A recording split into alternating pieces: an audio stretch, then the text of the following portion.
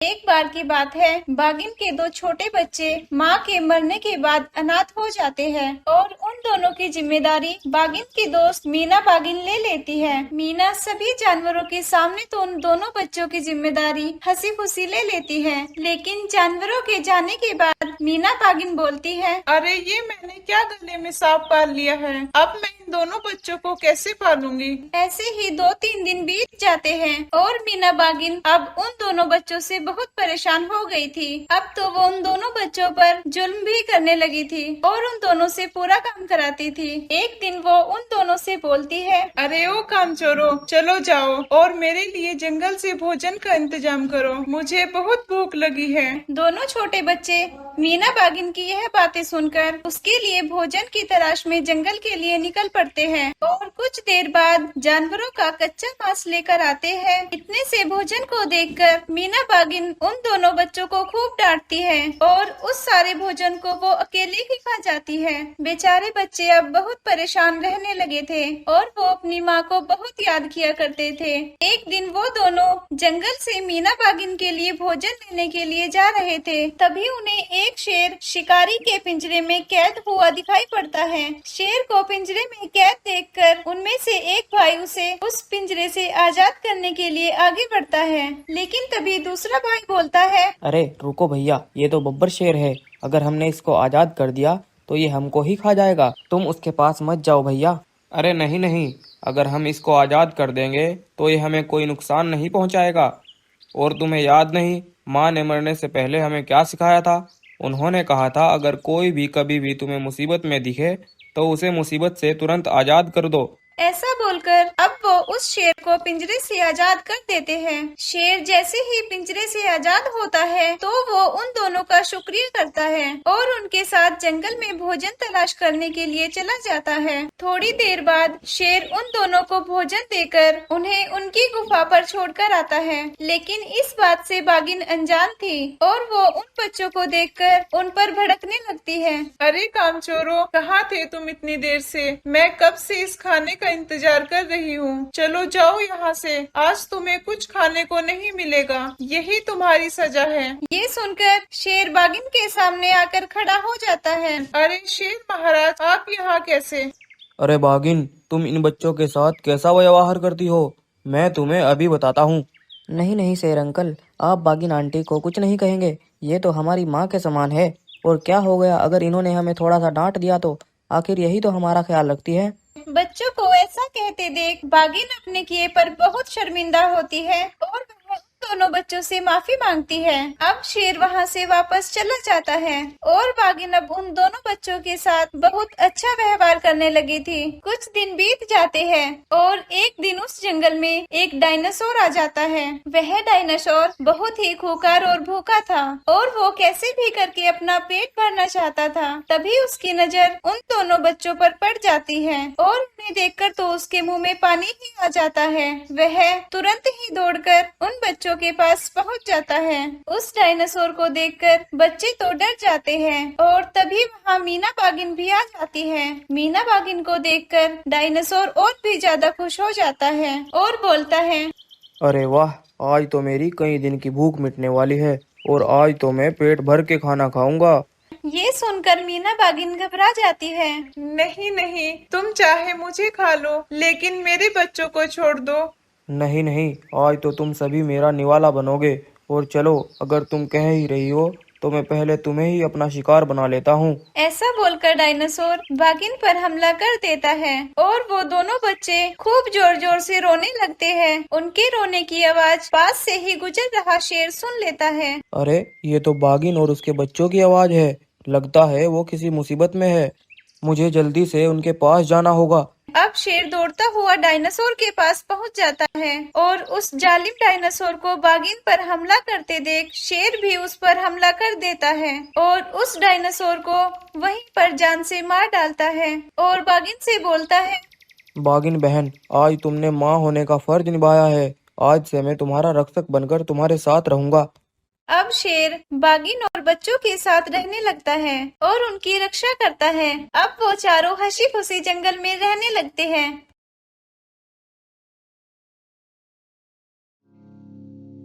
रामू नाम का एक बूढ़ा शेर अपने 2 जवान बेटों के साथ रहा करता था। रामू के बड़े बेटे का नाम सिम्हा था और छोटे बेटे का नाम वीरू था। सिम्हा बहुत ही शक्तिशाली और ताकतवर था, लेकिन वीरू इतना ताकतवर नहीं था। सिम्हा शेर के पास कुछ शक्तियाँ थी, जिससे उसने सभी जानवरों की बहुत मदद की थी। रामू अब बूढ़ा हो चला था, तो वह उन शक्तियों को अब किसी और को सौंपना चाहता था।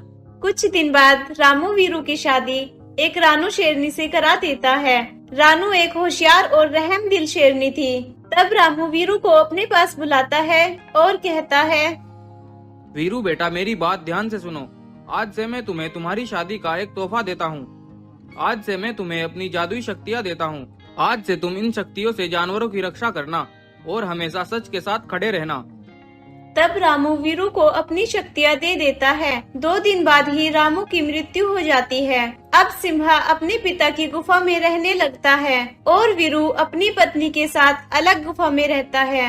कुछ महीने बीत जाते हैं। रानू शेरनी अब एक रंगीन शेर को जन्म देती है।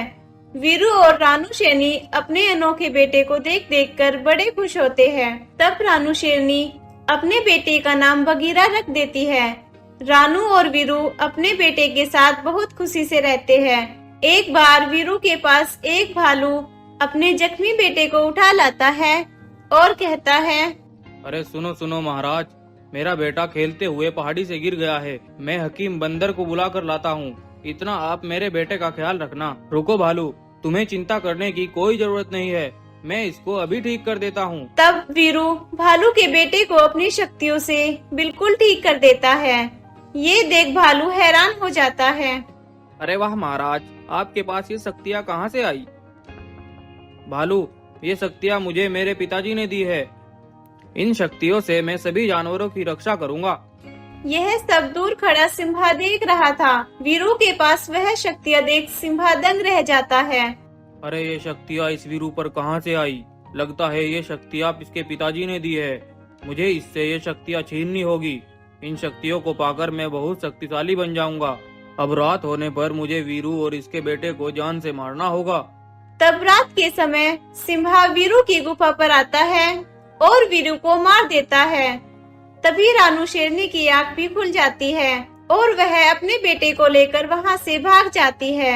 सिम्हा वीरू को मारकर रेनू के पीछे भागता है, लेकिन रानू अपनी पूरी ताकत लगाकर भागती है।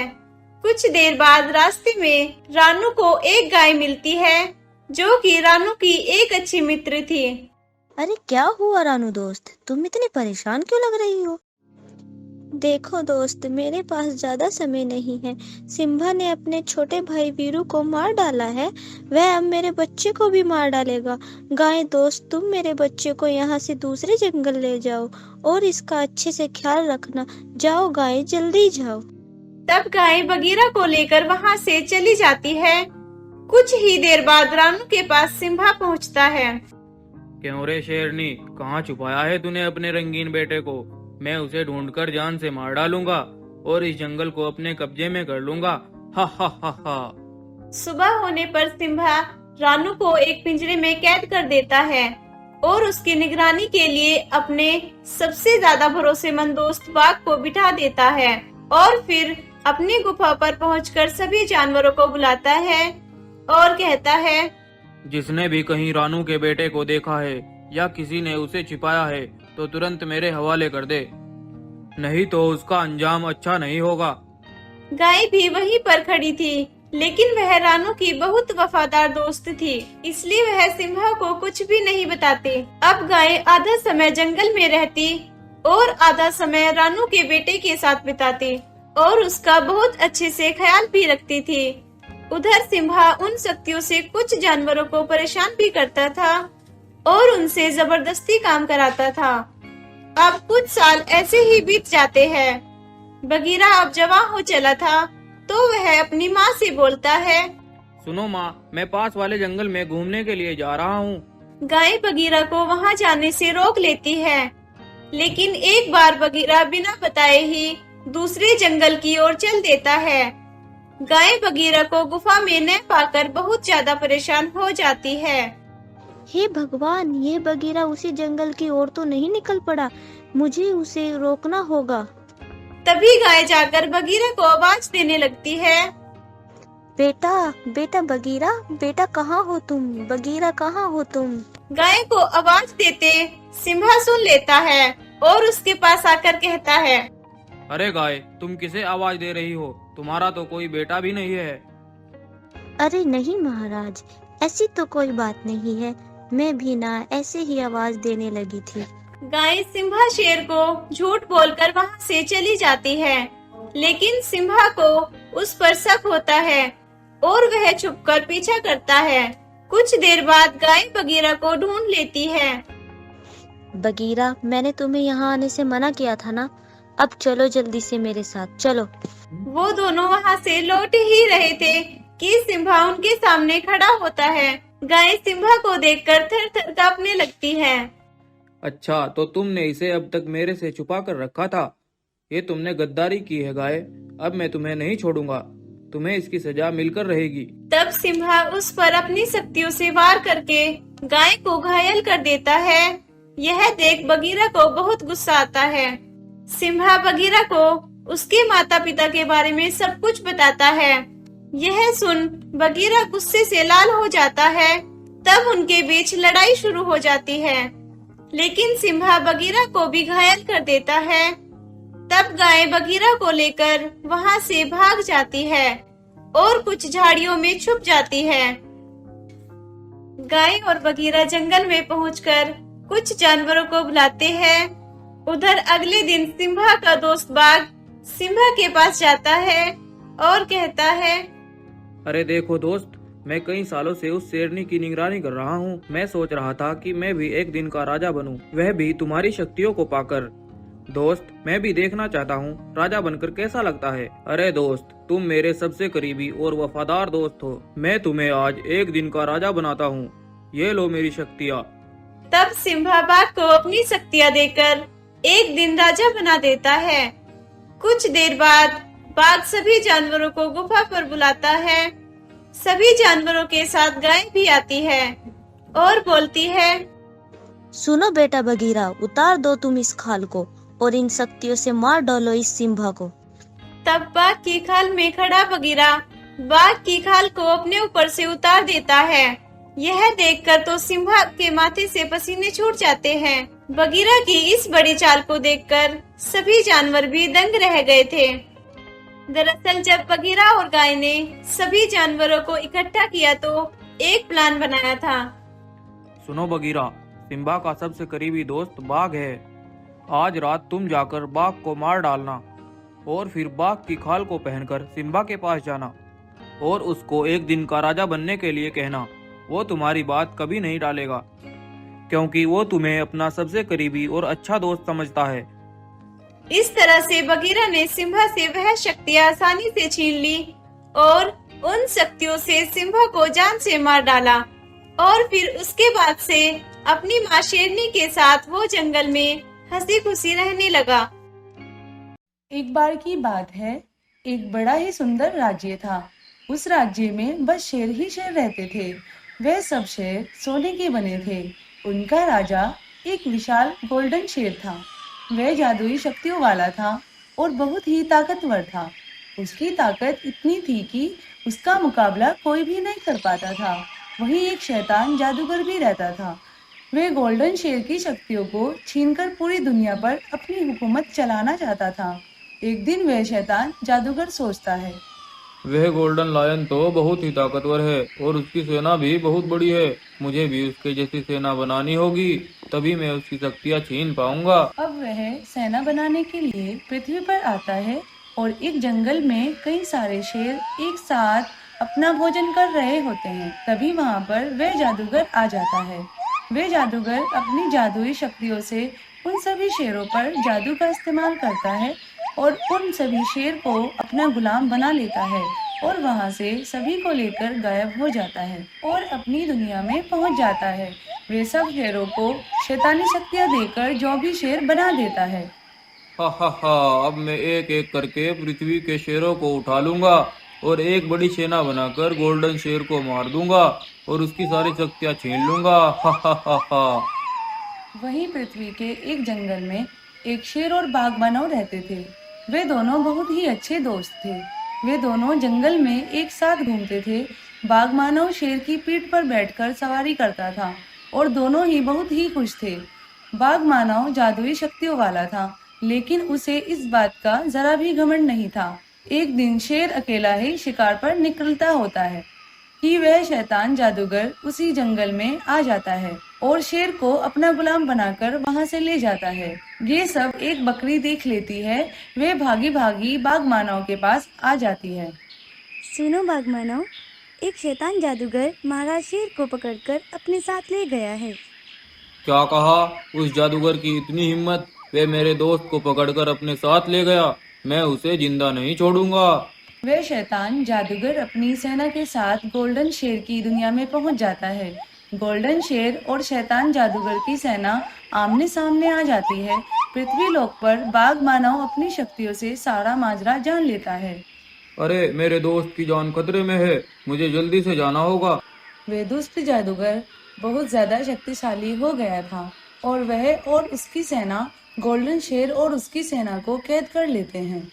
हा हा हा हा, मुझे जल्दी से अपनी सारी शक्तियाँ दे दो गोल्डन शेर, नहीं तो मैं तुम्हारी पूरी सेना को खत्म कर दूंगा। हा हा हा हा हा। नहीं नहीं, मैं ऐसा कभी नहीं करूंगा। चाहे तो तुम हम सबको मार डालो, लेकिन हम तुम्हें ये शक्तियाँ देकर इस दुनिया को मुसीबत में नहीं डाल सकते हैं। तो फिर ठीक है, मैं अपने साथ आए इन सभी शेरों को मार डालूंगा। ये सब मेरे बस में है, ये सब निर्दोष है, पर ये तुम्हारी वजह से मारे जाएंगे।